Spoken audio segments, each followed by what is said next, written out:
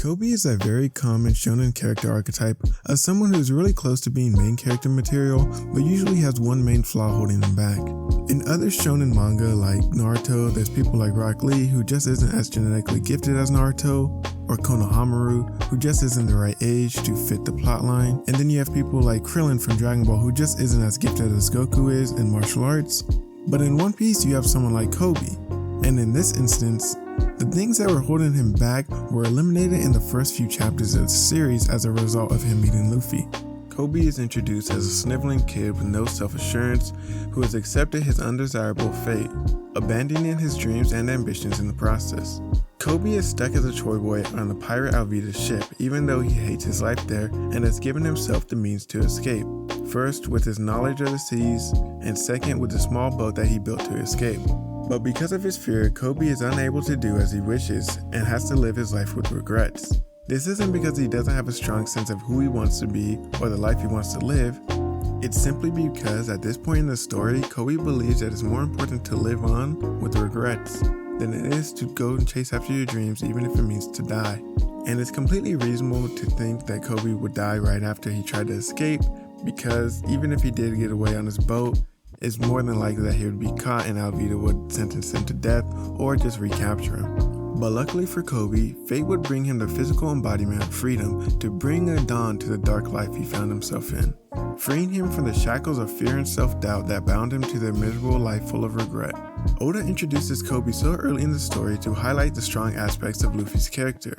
For example, his unwillingness to give up on his dreams regardless of the danger or consequences, as well as his understanding that not everything is so black and white in the world that they live in. Whereas Koby kind of falls on the opposite side to Luffy in this regard. But being someone with a strong dream and desire, being around Luffy will usually bring that side of you out.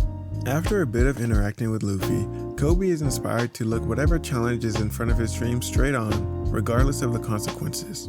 Realizing this change in Koby, Luffy goes out of his way to help Koby out, as he knows Koby won't be able to get out of this situation himself.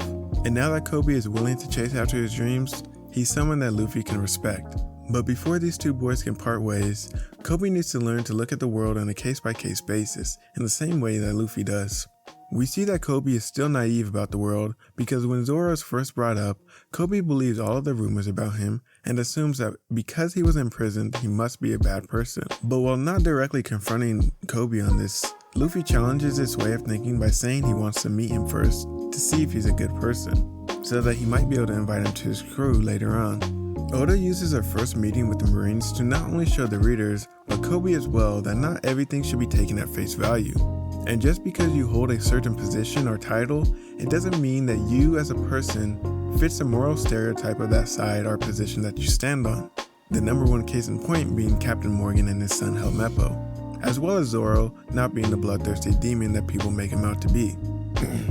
Luffy grew up around normal civilians, pirates, mountain bandits, marines, and even nobility, so he knows all too well how corrupt someone standing on the side of justice can be, as well as how good-natured an outlaw could be.